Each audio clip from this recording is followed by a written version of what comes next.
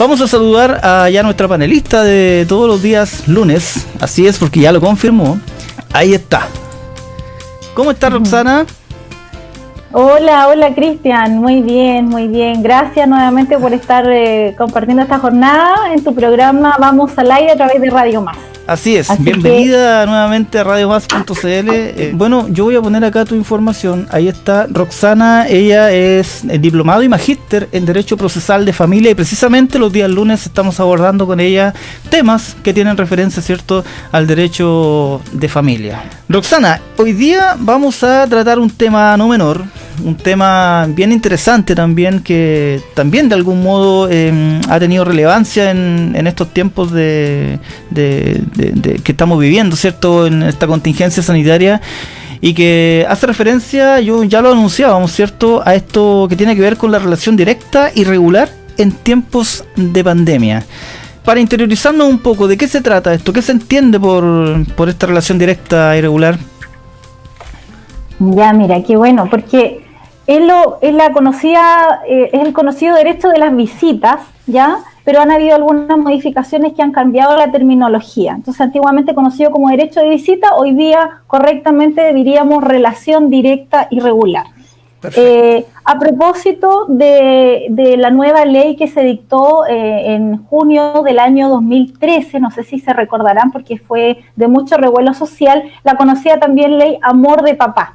Esta ley lo que hizo fue introducir importantes cambios a nuestra legislación nacional, modificó nuestro Código Civil, y lo que hace en definitiva es introducir nuevos principios como el de colaboración y el de corresponsabilidad, de tal manera que el papá, tanto que vive con el niño como aquel que no vive con el niño, tienen ambos el derecho, ¿cierto?, de participar de forma equitativa en la crianza y educación de los niños. Claro. Y a propósito de eso es que surge este nuevo concepto de la relación directa y regular, que en definitiva lo debemos entender como el derecho-deber, ojo con esto, derecho-deber del papá que no vive con el niño, de relacionarse con él, pero principalmente es el derecho del niño que no vive con alguno de sus padres a mantener un contacto periódico, regular, de forma estable, habitual con este papá. Porque la idea, ¿cierto?, es que fomentar el vínculo afectivo entre el niño y el padre con el que no vive. Sí, prosigue nomás. Es que esto es no solo en nuestra legislación nacional, sino que también es un derecho, digamos, que consagra la Convención de los Derechos del Niño. Y como tratado internacional al cual nos hemos suscrito como Estado, entonces también, digamos, no es obligatorio, digamos, aplicar esta normativa. Esto, Roxana, de algún modo, yo recuerdo en tiempos, por ejemplo, del año 2001, 2002, 2003, cómo se hablaba mucho, ¿cierto?, respecto a estas diferencias que existían, porque muchas veces quizá el tribunal como que empujaba un poquito o le costaba mucho tomar la determinación, ¿cierto? Tenían que haber demasiadas pruebas, ¿cierto?, para que la tuición, que en esos años se le llamaba tuición, se la adjudicara digamos, la parte paterna, más que la materna. A veces se podía quizá entender de que había más beneficios hacia el lado materno que al lado paterno. ¿Este cambio también de algún modo hizo ajuste al respecto? Sí, precisamente lo que viene un poco a igualar las condiciones tanto respecto de la mamá como del papá. Se cambió este concepto, ya no es tuición, sino que es el cuidado personal, y precisamente a propósito de la misma ley que yo anteriormente te mencionaba, lo que viene a hacer es establecer que ambos padres tienen el mismo derecho de participar de forma equitativa en la vida de los niños, sin perjuicio de que uno ejerce el cuidado personal, pero el que tiene el deber, ¿cierto?, de relacionarse a través de las visitas con el niño, que no se reste de esta labor tan importante también de educar y participar de forma activa en su crianza. Perfecto. Roxana, en la práctica, ¿de qué manera, cómo se regula esta relación directa y regular? Mira, tal cual como lo mencionamos la semana pasada respecto de los alimentos, es algo bien similar. En principio, las partes siempre tienen la posibilidad de concurrir a un centro de mediación familiar, en donde, frente a un tercero imparcial que es el mediador, las personas siempre pueden elaborar sus propios acuerdos, siendo en mediación las partes los autores de sus propios acuerdos. Esto se somete a la aprobación del tribunal y para todos los efectos legales tiene efecto de sentencia. Esa es una de las alternativas que tienen las partes. Cuando posterior a esta instancia, lamentablemente las partes no son capaces de acordar en proceso de mediación, entonces tú ya tienes que judicializarlo, presentas una demanda por relación directa y regular y en el tribunal nuevamente el juez va a instar a que las partes puedan establecer algún tipo de acuerdo, lo que se llama, digamos, conciliación. El juez nuevamente intenta que las partes logren acordar y en el eventual caso que definitivamente no hay acuerdo, ya será siempre el tribunal quien evaluará y establecerá la forma que debe establecerse este régimen comunicacional. Y finalmente las personas siempre tienen la alternativa de realizar algún tipo de contrato, que se llama transacción, y someterlo a la aprobación del Tribunal de Familia para que valide el acuerdo que ellos han alcanzado, digamos, de forma externa. Claro, la fijación de algún modo de este régimen, bueno, es entendido por todos, ¿cierto? Yo tengo el caso, por ejemplo, de amistades que tienen, por ejemplo, el derecho de visitar a su hijo un fin de semana, pero hay otros que no, sino que semana por medio, por ejemplo. O hay otros que en definitiva no pueden sacar al niño, tienen que visitarlo en la casa. ¿Qué criterios se aplican para poder fijar este régimen? Ya, excelente tu pregunta porque, mira, justamente como tú lo dices, esto es caso a caso. Y básicamente mencionar o clarificar que en términos legales no existe ninguna norma expresa en nuestro Código Civil que lo asocie directamente, por ejemplo, a un rango etario, que diga que entre más edad cumple el niño o niña adolescente, va a tener mayor tiempo de visita con el padre con quien no vive. No está asociado únicamente a ese factor, ¿ya? Eso es un mito que tenemos que eliminar de nuestra mente, eso es lo primero. Entonces, claro, aquí hay distintos factores a los que hay que obedecer. Lo que hace la ley es establecer criterios y parámetros sobre los cuales el tribunal tiene que considerar para fijar las visitas. Por ejemplo, uno de ellos efectivamente es la edad del niño. Otro criterio es la vinculación afectiva que tiene el niño con el padre con quien no vive. Porque aquí nos vamos a encontrar con distintos casos. Por ejemplo, hay niños que estarán recién conociendo a sus padres o que pasaron un tiempo prolongado en donde no los han visto y están nuevamente reiniciando esta relación y tiene que ir de forma progresiva. Habrán algunos niños que habrán vivido con sus dos padres, ¿cierto? Con ambos padres y otros que no. Entonces, todo esto es caso a caso. Además, tú comprenderás, por ejemplo, que es importante, todo obedece siempre al interés superior del niño. Y esto se traduce en, lo podemos también plasmar, por ejemplo, en el estado de salud que tiene el niño o las distancias geográficas que existen entre los domicilios de ambos padres. Entonces, es un conjunto de variantes que el tribunal considera para fijar caso a caso la relación directa y regular que se deberá establecer. Pero siempre el tribunal va a tender a ser lo más equitativo posible en principio, entendiendo, ¿cierto?, que ahora la nueva realidad es que los papás y las mamás, en su mayoría, ¿cierto?, ambos trabajen. Por lo tanto, en ese caso, lo que normalmente se realiza es que, por ejemplo, las visitas se establezcan fines de semana por medio, para que ambos padres tengan tiempo de descanso con el niño. De la misma forma que el papá, que en la mayoría de los casos, ¿cierto?, la generalidad aún es que la mamá tenga el cuidado personal y los papás sean los que normalmente concurren a ver al niño. Ahora esto se ha extendido también en la semana, o sea, es mucho más amplio, porque lo que se quiere es precisamente hacer parte del otro papá en la vida de este hijo. Claro. Roxana, dentro de todas estas variables, comentaste varias, ¿cierto?, y de hecho me imagino deben haber muchas más, pero es súper importante. Aquí estamos hablando de un niño o niña en realidad, claro, en este tiempo hay que definir bien eso. ¿Es oída de pronto la voz del niño? ¿Es importante para el tribunal saber, por ejemplo, qué piensa el niño al respecto? Sí, importantísimo. Mira, el derecho de la infancia ha evolucionado mucho este último tiempo, tanto así que ha ido en un cambio radical de considerar a los niños, niñas o adolescentes como digamos, objeto de protección a ser sujetos de derecho. Entonces ellos tienen mucha más autonomía para hacer uso de este derecho a ser oído por el tribunal. No es una obligatoriedad, no es que el niño se tenga que sentir presionado, tener que hablar al tribunal, claro. Pero hay algunos niños que de acuerdo a su madurez progresiva, ¿cierto? Ellos quieren expresarse con libertad ante el tribunal y el tribunal toma en consideración su opinión. Si bien la opinión del niño no es determinante para el tribunal, tiene mucha relevancia porque esto se va a combinar, ¿cierto?, con otros antecedentes que se puedan rendir en el juicio. Pero créeme que esto es súper, digamos, es un principio, digamos, que ha tomado mucho valor este último tiempo, que los niños son escuchados sin importar la edad. Hay distintas formas a través de las cuales los niños se pueden comunicar con el tribunal, de tal manera que ellos puedan expresar de forma fidedigna lo que ellos quieren, porque puede ocurrir en algunos casos o situaciones que quien represente al niño, por ejemplo el papá que lo tenga a su cuidado, no necesariamente coincida el interés del niño con el de ese padre, ¿ya? Pueden haber intereses contradictorios. Entonces por eso que es importante también que los niños que quieren hacer ejercicio de este derecho lo hacen y son completamente oídos en el tribunal. Roxana, mira, se está sumando gente. Saludamos a Laura Aguilera, saludamos a Gabriel Elgueta, que ahí nos deja un comentario, ¿cierto? Muy buen tema, está exponiendo Roxana, y comenta Gabriel Elgueta.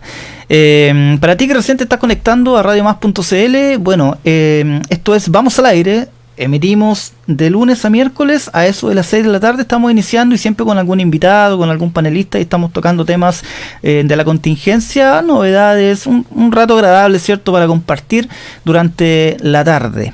Estamos con Roxana, aquí están, vamos a compartir también aprovechando, aquí está tu página de Facebook, tu fanpage, EIDE Servicios Jurídicos, aquí está tu número de teléfono, tu WhatsApp.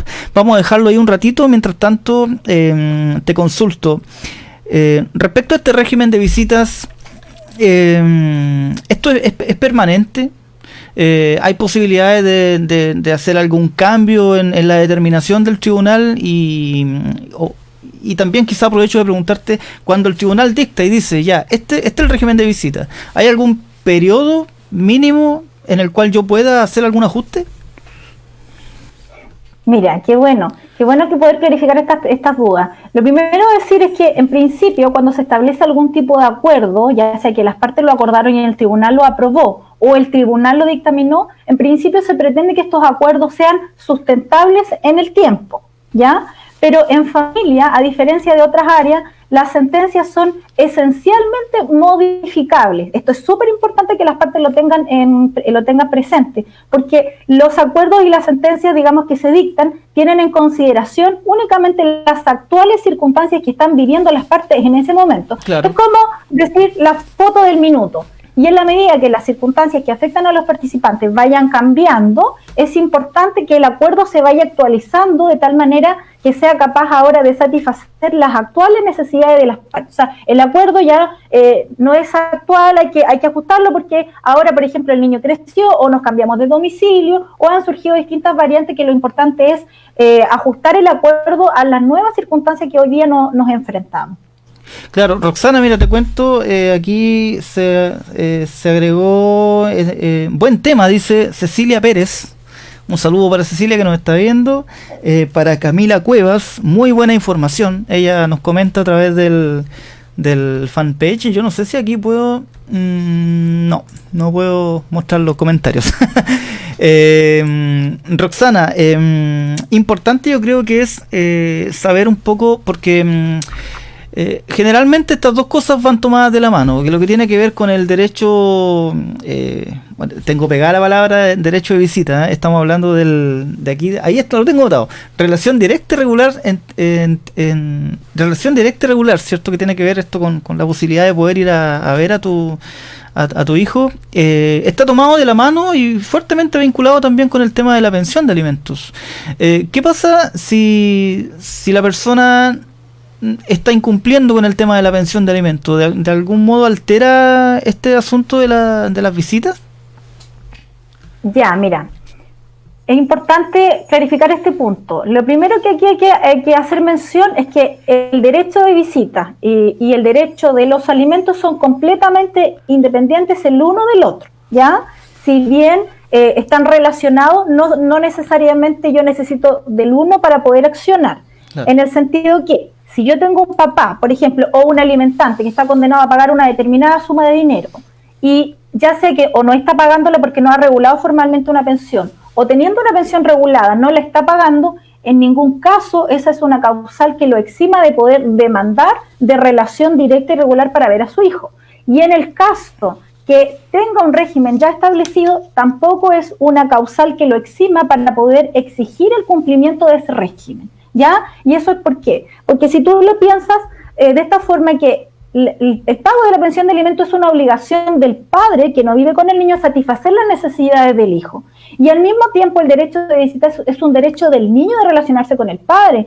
Por lo tanto, lo que no podríamos hacer es castigar al niño por el incumplimiento que está haciendo el padre, ¿ya? Entiéndase que en ningún caso estoy justificando, porque es un deber moral y legal que el padre que no vive con el niño deba proveer a sus necesidades también. Pero lo que no podemos hacer es considerar a los niños como objetos de intercambio, ¿ya? Claro. Entonces, en el sentido de decir que la mamá le diga, bueno, si tú no pagas la pensión este mes, entonces yo no te dejo visitas con el niño. Eso es lo que no puede ocurrir. Eso no puede ocurrir. No puede ocurrir. ¿Y eso es demandable? Es demandable. Hay todo un proceso de cumplimiento para hacer exigibles las visitas, en el caso que te las nieguen por esa causal, que no estaría legalmente justificada. Roxana, bueno, entremos al plano, llevemos este tema ahora a la contingencia sanitaria, a lo que en este minuto estamos ya pasando, ¿cierto? Recién estábamos entregando la información, ¿cierto?, de que a este cordón sanitario que rodea Talcahuano, la comuna de Talcahuano, ahora se suma, ¿cierto?, este corte entre San Pedro y Coronel, y se suma el corte, este cordón también entre Concepción y Penco, ¿ya? Esto de algún modo también al relacionarlo con este régimen de visitas, eventualmente puede que haya alteraciones al respecto. La pregunta es, ¿qué pasa con las visitas que ya se encontraban fijadas a la fecha y cómo, de algún modo, cómo se podrían estar cumpliendo? Ya, mira, excelente pregunta. Lo primero, contarte que cuando comienza esto, ¿cierto?, de la pandemia, yo creo que todas las áreas no supieron en principio bien cómo abordar distintos temas, entonces se fueron mejorando como todas las cosas sobre la marcha. No solo en esto, sino que en todos los temas. Correcto. Entonces, lo primero que yo te puedo decir es que aquí pasa algo bien curioso y es súper importante que lo entendamos de esta forma. En primer lugar, tenemos acá el derecho del niño de visitar a su padre con quien no vive, ¿correcto? Correcto. Pero al mismo tiempo, ese mismo niño tiene derecho a la vida y a la integridad física y psíquica, porque precisamente nos encontramos en una situación excepcionalísima, donde estamos, ¿cierto?, conviviendo con un virus mortal. Por lo tanto, encontramos que aquí hay una colisión de derechos. ¿Cómo lo hacemos? Un choque de derechos, claro. Correcto. Entonces, el tribunal tiene que decir, bueno, yo cómo resuelvo en este caso para que efectivamente no se vea vulnerados los derechos de este niño, pero al mismo tiempo resguardar su integridad, porque finalmente tiene que haber un orden de prelación de estos derechos. ¿Cuál es más importante que el otro? Entonces, cuando comenzó esto en un principio, muchas mamás o papás que vivían con los niños fueron y recurrieron al tribunal para que se suspendieran visitas. El tribunal, atendiendo al interés superior del niño y lo que significaba el riesgo que tenía el contacto físico con el otro padre, en principio accedían a las suspensiones. Se dieron muchas ocasiones y las resoluciones venían con esta frase que decían sin perjuicio de que pudieran vincularse vía medios electrónicos, ¿ya? Pero con posterioridad el tribunal ha entendido que lo que corresponde acá no es lo que no se quiere, lo que precisamente se quiere evitar es que desaparezca esta conexión con el otro padre, sino que lo que el tribunal ha establecido buscando como mejor alternativa es un cambio de modalidad en cómo se realizan las visitas. Entiéndase en el sentido que las visitas ahora se siguen realizando de la misma forma, pero en vez de este contacto físico se reemplaza por este contacto a través de estos nuevos medios tecnológicos de videoconferencia, llamada, medios de Skype. De esta forma, entonces, el papá que no vive con el niño mantiene más bien el contacto regular con él de forma periódica y estable, y así tú resguardas la integridad y salud del niño. ¿Por qué lo digo? Porque los niños, algunos viven con familia extensa y también están, ¿cierto?, viviendo con población vulnerable, muchos de ellos viven con adultos mayores. Claro. Entonces, ¿a quiénes queremos proteger y resguardar también precisamente a ellos. Entonces, al principio el criterio fue un poco más rígido, pero después se entendió que lo que procede no es la suspensión propiamente tal, sino más bien el cambio de modalidad de cómo se ejerce este régimen. O sea, entiendo también de que esto de algún modo también está fuertemente relacionado a la voluntad de ambas partes también, porque no es lo mismo, ¿cierto?, estar todo un fin de semana con tu hijo o tu hija que estar quizá una hora por videollamada. Yo creo que una cosa no compensa a otra, y eventualmente no se podría decir quizás de que hubo ahí una desatención al régimen de visita. Mira, en ese sentido sí, efectivamente, no lo va a compensar de la misma forma. Mira, fíjate que en tiempos normales establecer este tipo de visita habría sido un sistema muy precario, que generalmente se utiliza cuando el niño tenía, por ejemplo, un papá que vivía en el extranjero, era la forma de mantener este contacto, digamos, periódico. Pero actualmente parece ser la forma más segura.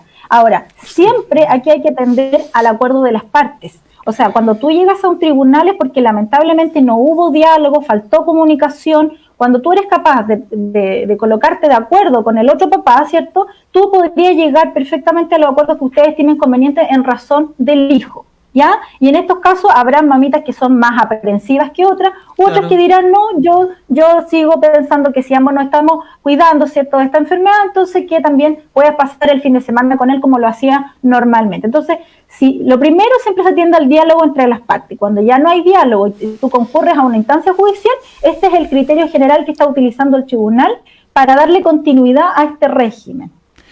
Roxana, nos está escribiendo más gente. En un ratito vamos a estar respondiendo algunas consultas también del chat.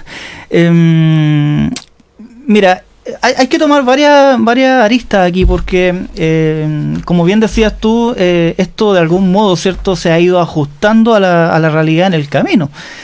También es sabido, ¿cierto?, de que hay mucha gente confundida, porque cuando tú estás en cuarentena, ¿cierto?, sabemos que existe una multiplicidad de permisos y yo veo que todos los días aparece un permiso nuevo, pero para el caso del cordón sanitario es distinto.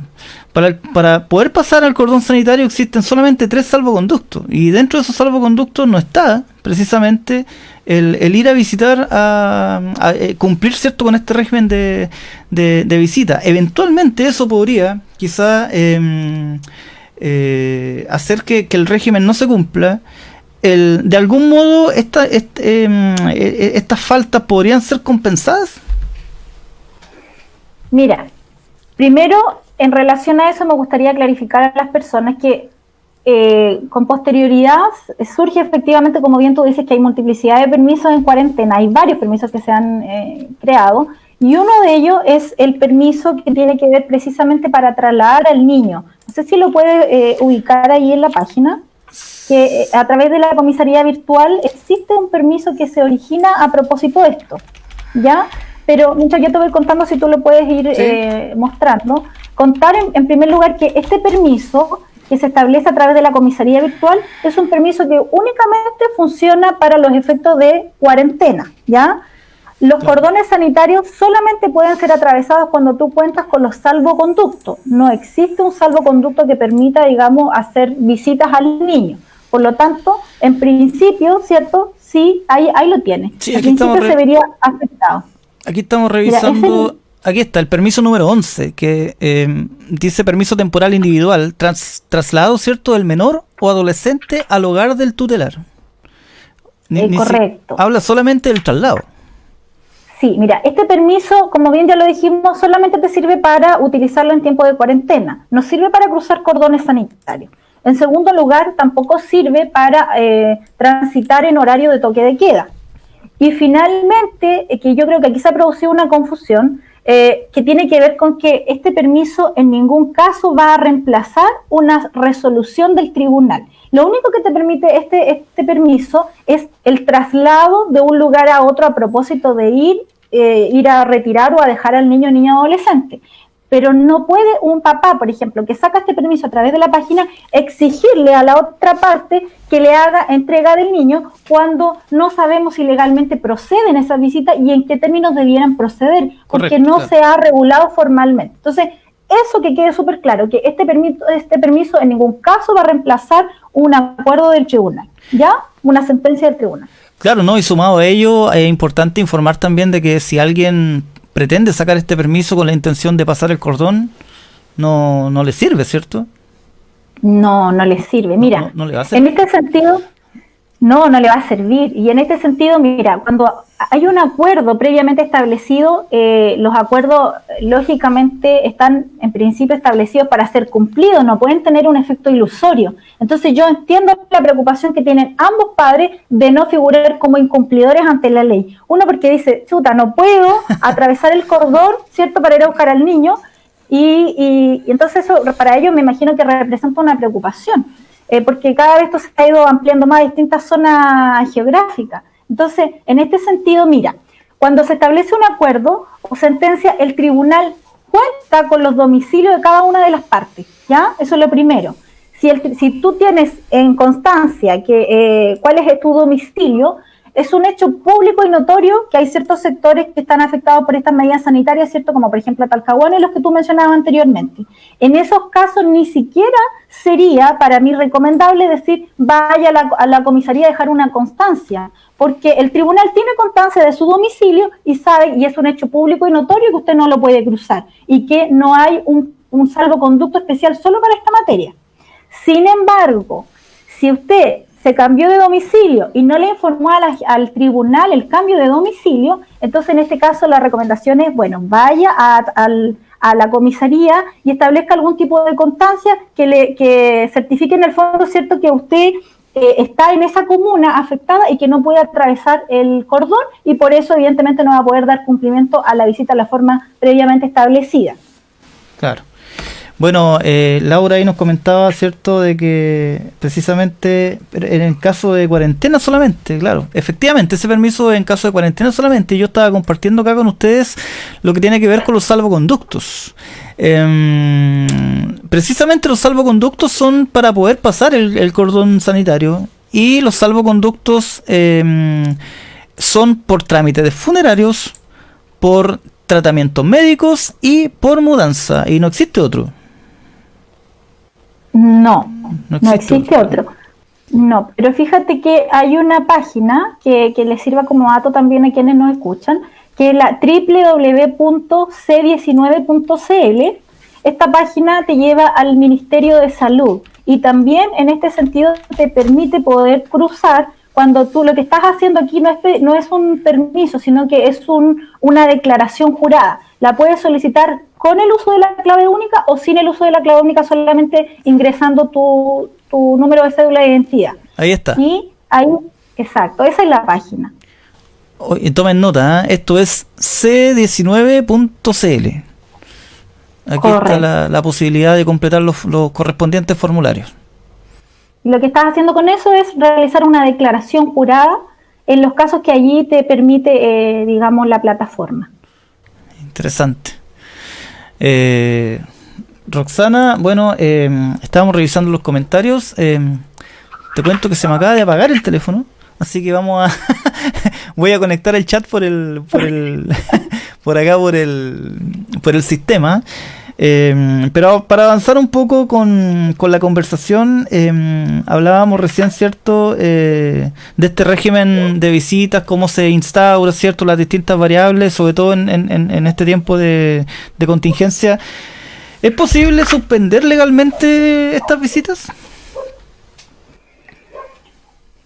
Únicamente quien puede y tiene el derecho de suspender es el tribunal mediante resolución fundada. En ningún caso una persona que viva con el niño, ¿cierto?, el padre custodio, digamos, que está con el niño, en ningún caso de forma arbitraria podrá decir hoy día no hay visitas con el otro papá. No, eso no procede. Solamente el tribunal por razones fundadas. Y eso es un proceso judicial que se realiza ante el juzgado de familia en donde se demanda la suspensión de las visitas. Existe una norma genérica que dice relación con que el tribunal podrá suspender visitas cuando perjudique manifiestamente el bienestar del hijo, ¿ya? Ahora, esto, ¿cómo se entiende? Es caso a caso. Por ejemplo, ¿qué podrá entender el tribunal que está afectando el interés del niño? Suponte que la persona que tiene que hacer retiro y regreso del niño está en estado de ebriedad, por ejemplo, o que hay negligencia de parte de ese padre cuando el niño pasa tiempo con el otro papá. Imagínate que no tiene su alimentación correspondiente, o está siendo violentado, hay violencia, drogadicción, por ejemplo. En estos casos se entiende que sí estaría afectando el bienestar del niño, y en ese caso el tribunal podría decretar la suspensión, ¿cierto?, temporal, hasta que esa persona pueda superar esa causa por la que se decreta la suspensión, y nuevamente, dependiendo de la gravedad, ¿cierto?, poder trabajar esta revinculación de forma progresiva con el hijo. Perfecto, mira, te cuento que estoy entrando acá al chat. Gracias por la información. Nos escribe Gabriel Elgueta, muy buen tema, exponiendo Roxana. Cecilia Pérez Bontes, muy buen tema, dice ella. Mira, aquí hay una pregunta. Laura consulta: ¿qué pasa si después de los años un niño ya no quiere compartir con su padre? Mira, eso tiene que ver en relación, primero, indistintamente de los años. Suponte que ya hay un régimen regulado, ya hay un régimen de relación directa y regular, incluso fijado, y el padre viene a hacer retiro del niño, a buscar el niño, y el niño ya más pequeño incluso manifiesta, por ejemplo, no querer ir. Entonces, lo primero aquí, el primer consejo es nunca que se obligue al niño a tener que asistir a la visita en los términos establecidos para que la mamá no figure como incumplidor. En ningún caso. Aquí, claro, mi principal preocupación siempre va a ser el bienestar del hijo. Entonces, eso es sin perjuicio de que yo con posterioridad tendré que regular la nueva situación en el tribunal y pedir modificación de este régimen, ya sea restringiéndolo o modificándolo de alguna forma, puesto que el niño está manifestando, algo está avisando con que no quiera ir, ¿ya? Algo está ocurriendo. Entonces, correcto, sin prejuicio que también tú te puedas hacer asesorar en la parte, digamos, de psicología, ¿cierto?, con el especialista, a fin de poder averiguar qué es lo que le pasa al niño. En principio, nunca obligarlo. Normalmente, cuando los niños ya, ¿cierto?, son más crecidos, son adolescentes, mucho menos vas a poder obligar un régimen de visita. Aquí generalmente suele establecerse en términos tan flexibles que cuando el niño siente la necesidad de acercarse al padre, lo busca. Pero bajo ningún respecto, este régimen tiene que generarse de forma obligada. Perfecto. Porque es el derecho del niño de relacionarse con su papá. Ahí sí tiene voz, ahí sí se escucha el niño. Saludos, Cristian, buen programa, nos dice Cecilia. Alejandro Gajardo consulta: hola, ¿cómo están? Saludos, muy buen programa. ¿Cuáles son las sanciones cuando las madres no dejan ver al menor y no cumple lo pactado por el tribunal? Muchos saludos, Roxana. Muy buena pregunta. Muy buena pregunta. Saludos para Alejandro. Mira, aquí comencemos de la base que los incumplidores pueden ser ambas partes. Me refiero, el incumplimiento puede provenir de aquella mamá que está obligada a hacer entrega del niño para la visita, o respecto del papá que tiene que concurrir a hacer la visita y no va. Perfecto. En ambos casos estamos perjudicando lamentablemente los intereses del niño. En el primer caso, en el caso que la mamá tenga que dar cumplimiento y pasa que la mamá estoy generalizando porque esa es la mayoría de los casos, que las mamás tienen el cuidado personal, está entorpeciendo de alguna forma que se realice la visita. En términos prácticos, va el papá a buscar y le dice: bueno, hoy día se me enfermó el niño y no tengo certificado médico, la próxima semana lo va a buscar nuevamente el papá y le dice: bueno, ahora está en casa de mi hermana, por ejemplo. Entonces el niño, el padre no tiene contacto efectivo con el niño. Efectivamente existe todo un procedimiento de cumplimiento que ese papá tiene que perseguir en el juzgado de familia, para que este acuerdo de relación directa y regular no quede ilusorio, sino que efectivamente llegue a buen cumplimiento, llegue a buen puerto. Entonces, en este caso, lo primero es que se denuncien estos incumplimientos, y el tribunal lo primero que va a hacer, hay de menos a más van las sanciones, y te las voy a enumerar así. Primero, se le amonesta a la mamá. Entonces se dicta una resolución donde le dice: bueno, apercíbase a la señora tanto, por ejemplo, o a don tanto, a fin de que quede estricto cumplimiento. Estamos con Roxana. Alcanzamos a hablar, ¿cierto?, respecto de las sanciones cuando no se cumple, ¿cierto?, este régimen de visitas. Y tú abordaste un tema bien interesante, pues, cierto, que tiene relación con el niño. Cuéntanos un poquito, no sé si podemos repetir la última parte para poder conectar. Claro, lo que pasa es que las personas siempre suelen preguntarse cuáles son las sanciones respecto que le corresponden a aquella mamá, ¿cierto?, que no hace entrega del niño al otro papá. Pero el caso aquí suele también, piensa tú que aquí pueden haber dos incumplidores, también hay un papá, ¿cierto?, que de forma negligente no cumple o cumple el acuerdo de forma imperfecta o manifiesta pleno desinterés en el niño. ¿Qué es lo que pasa en esta situación? Que también es importante. La pregunta sería, ¿yo podría aplicar las mismas medidas y sanciones que conversábamos hace un momento respecto de ese papá que no cumple? Y la respuesta sería en definitiva que no podemos aplicar las mismas sanciones porque no podemos forzar esta relación. Lo que sí ocurre es que en este caso sí se le amonesta al papá y el tribunal le indica, ¿cierto?, lo amonesta bajo la sanción de que eventualmente podría restringirse o suspenderse el régimen. Eso sí. Eso, ahí está. Roxana, bueno, para quienes recién se están conectando, iniciamos una nueva transmisión, producto de que la transmisión original se desconectó. Estás conectado acá a este programa que va todas las tardes, ¿cierto? De lunes a miércoles. Te acompañamos con datos interesantes, con algún panelista, ¿cierto? Los días lunes nos toca, ¿cierto? La compañía de Roxana. Ella está tratando todos los lunes para que ya sepan, para que comiencen a pasar el dato con algún tema de importancia, ¿cierto?, respecto al derecho de familia. Roxana, me surgió una pregunta de pronto que tiene que ver con esto de las constancias, porque ¿qué tan efectiva puede llegar a ser o qué tan válida puede llegar a ser una constancia en Carabineros, sobre todo en tiempos de pandemia? Si no, por ejemplo, no me dejan ir a ver a mi hijo, por ejemplo, yo no estoy en el caso, pero me pongo en el caso de quien esté en ese problema. ¿Sirve de algún modo dejar una constancia en Carabineros? ¿O para otros casos quizás? Mira, lo que uno normalmente le sugiere efectivamente a las personas cuando hay un incumplimiento, uno le dice, bueno, concurra a Carabineros y deje una constancia, pero aquí hay que hacer varias precisiones al respecto. Lo primero de la constancia es que hay que saber que la constancia no inicia ningún proceso judicial. No es lo mismo constancia que denuncia, ¿ya? Correcto. Perfecto. Cuando tú denuncias un hecho, Carabineros te deriva al juzgado de familia, juzgado de garantía correspondiente según las declaraciones de los hechos que tú estás estableciendo.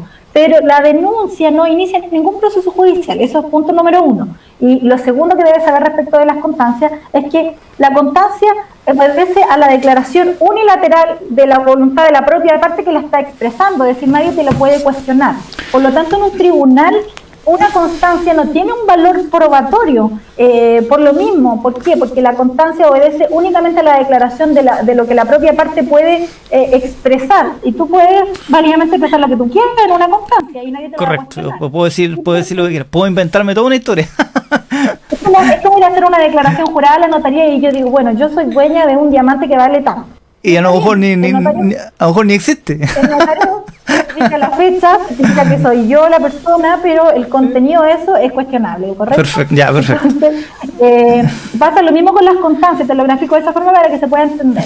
Y respecto de las constancias, uno sí lo sugiere que se hagan porque sirven para relacionarlo con otros medios de prueba y de esta forma el tribunal entiende que efectivamente ocurrió un incumplimiento. ¿Ya? Entonces, sí es bueno dejar constancia, pero no se va a llenar de constancia y no va a hacer nada.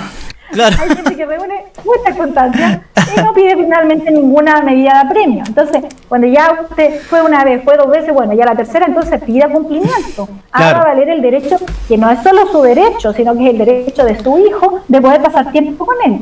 Claro. Oye, qué interesante, Roxana, ya nos acompaña todos los lunes con un importante tema a tratar.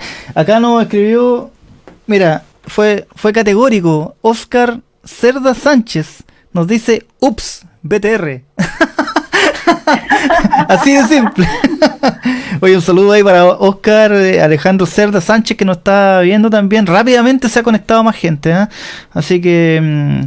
bien, importante, significa que la gente de algún modo estamos cumpliendo con la labor de radio, ¿cierto? De acompañarte y servir también, no solamente para poner música, ¿cierto? Aquí estamos para acompañarte y para entregarte datos novedosos. Roxana, hemos hablado todo el rato de los padres, pero eventualmente algún otro familiar podría solicitar estas visitas.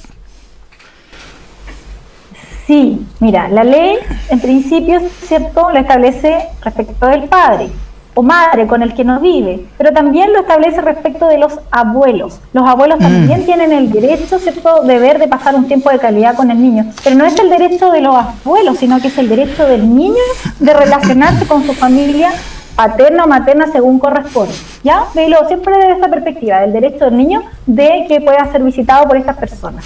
Ahora, la ley de menores también establece expresamente que puede ser solicitada por los hermanos, ¿ya? Eso es todo lo que dice la ley. Padres, abuelos y hermanos. No menciona ningún otro familiar. Entonces la pregunta que quedaría es, ¿podría venir un tío? Claro, podría haber un tío quizás. Roxana, mira, otra pregunta que me realizan acá por interno. Generalmente el padre o la madre, ¿cierto? Que no viven con el niño, ¿cierto? Son quienes solicitan este régimen de visita, pero eventualmente podría ser al revés, que sea quien tiene el cuidado del niño que haga este requerimiento. Sí, de todas maneras. Eso en el entendido siempre que tú estás con esto representando los intereses del niño, los intereses de tu hijo. Y él necesita relacionarse con ambas figuras, ¿cierto? Claro. Por lo tanto, si el otro padre que no vive con él no lo demanda formalmente o hay un desinterés, yo como mamá que estoy a cargo del niño o el padre que está a cargo del niño puede perfectamente iniciar una acción judicial para demandar al otro que se establezca algún tipo de régimen. Porque en el fondo hay una responsabilidad compartida y no lo puedo liberar completamente, ¿cierto?, de lo que significa este cuidado y crianza del hijo. Entonces, sí, perfectamente lo puedo hacer también. Agradecemos la participación, ¿cierto?, de todos quienes nos están dejando sus comentarios, sus saludos. Oscar Cerda ahora nos hace una pregunta. Roxana, atención, él nos consulta, ¿qué pasa con el papá, ¿cierto?, que vive en Viña del Mar, por ejemplo, ¿ya? Y lo tiene que ir a buscar a Santiago, pero su hija cumplió 18 años. Ya. Interesante pregunta igual. Sí, de todas maneras. En este caso, todos los derechos, digamos, que se regulan en materia de familia quedan operativos hasta que el hijo tiene, digamos, 18 años. Cuando cumple 18 años ya no procede el derecho de la visita, de la relación directa y regular o del cuidado personal, porque se entiende que él adquiere plena autonomía, ¿ya? Entonces él adquiere la mayoría de edad, por lo tanto ya va a depender únicamente de la relación que pueda tener el padre directamente con el adolescente de 18 años, que cumplió la mayoría de edad. Entonces en este caso ya no estoy sujeta a dar cumplimiento a un régimen, porque ya no estoy hablando de un niño o niña adolescente, sino que ya cumplió la mayoría de edad. Y en ese caso es un tema que podrá resolver directamente con el hijo. Oscar hace una segunda pregunta. No sé si tú de algún modo la puedes recibir.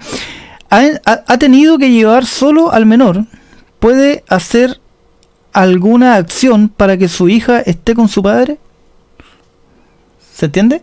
A ver, no me queda muy claro. Que él ha tenido que regresar solo a su hijo. Claro. ¿Cierto? ¿Ya? ¿Puede hacer alguna acción para que su hija esté con su padre? Yo entiendo, digamos, que él a lo mejor quisiera pasar mayor tiempo con la hija, a eso se referirá. Invertir, digamos, quién ejerce el cuidado personal, por ejemplo. Eventualmente, claro. Por ahí viene la pregunta. Sí, en ese caso siempre lo puede hacer. Y ahí se evalúan como la ley, ahora que yo te mencionaba del año 2013, lo que trata de establecer es igualdad de derecho y condiciones entre papá y mamá. Entonces ahí se obedece básicamente a las habilidades parentales que cada uno presente respecto del hijo. En ese caso ya la opinión del hijo cada vez torna mayor peso, porque entre más grande sea el hijo, la opinión va a ser quizá más fundada, de acuerdo a su autonomía progresiva, ¿cierto?, que tenga el niño. Entonces sí, podría efectivamente él demandar el cuidado personal si quiere derechamente hacerse cargo del cuidado personal del hijo. No sé si será la misma pregunta, enfrascada de otra forma. ¿Qué pasa si luego de regular formalmente un acuerdo de visitas, ya, o sea, se estableció un régimen de visitas, luego el padre que vive con el niño se cambió de domicilio a otra zona, a otro lugar, a otra región? ¿Qué se debe hacer en ese caso? Wow, eso es súper frecuente y esto es parte de una de las recomendaciones que tengo que hacer, sí o sí. Ojo, cuando regulen un acuerdo de visitas, pongan atención, el tema de los domicilios nominativos. Suele ocurrir que se dice de la siguiente forma: las visitas se efectuarán en el domicilio de la mamá. Entonces, ¿qué pasa? No se dice cuál es el domicilio de la mamá, ¿ya?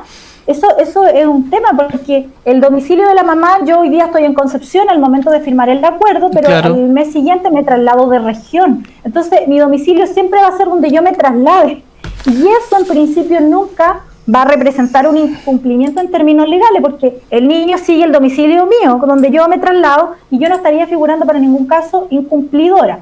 Sin embargo, cuando tú en el acuerdo regulas y dice, lo señala nominativamente, por ejemplo, el domicilio de la calle 7, el sector de tanto de Concepción, claro. Entonces, en definitiva, la persona que se traslada de domicilio tiene la obligación de informarle al tribunal para que le notifiquen a la otra parte y en definitiva, modificar rápidamente el acuerdo a fin de que las visitas se puedan establecer también de una forma diferente, porque ya aquí vamos a estar afectados por la distancia, lógicamente.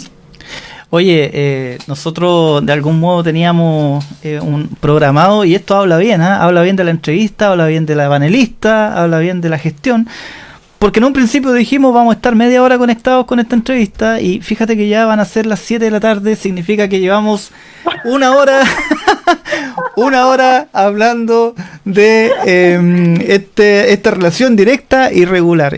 Los agradecimientos correspondientes lógicamente también a ustedes que están compartiendo con nosotros, nos están viendo.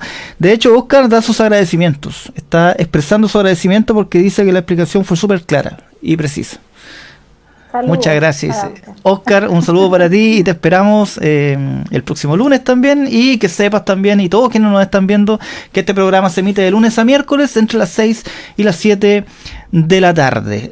Roxana, mira, yo creo que con esta es una pregunta quizá un poco más técnica, pero podríamos eventualmente cerrar la entrevista con esta.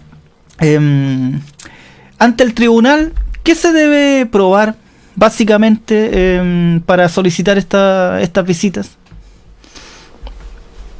Primero, tiene que ver con el título que me habilita para demandar, ¿cierto? Este vínculo de parentesco. Hablábamos del papá, de los abuelos, ¿cierto? De los hermanos, pero también podría ser, por ejemplo, un tío, que a pesar de que la ley no lo establece expresamente como tío, sin embargo, tendrá que atender el tribunal a cuál es el beneficio que le genera al niño relacionarse con tal o cual persona. Entonces, por una parte, el título que me habilita, que es el vínculo de parentesco, y en segundo lugar, las habilidades también de la persona con la que se van a regular las visitas. Porque depende, hay visitas con pernoctación, sin pernoctación, donde tú puedes pasar periodos prolongados a cargo de un niño. Entonces, el tribunal evidentemente va a evaluar estas habilidades y finalmente lo va a combinar con los beneficios que le va a traer pasar tiempo con este adulto que está solicitando la visita respecto de ese niño.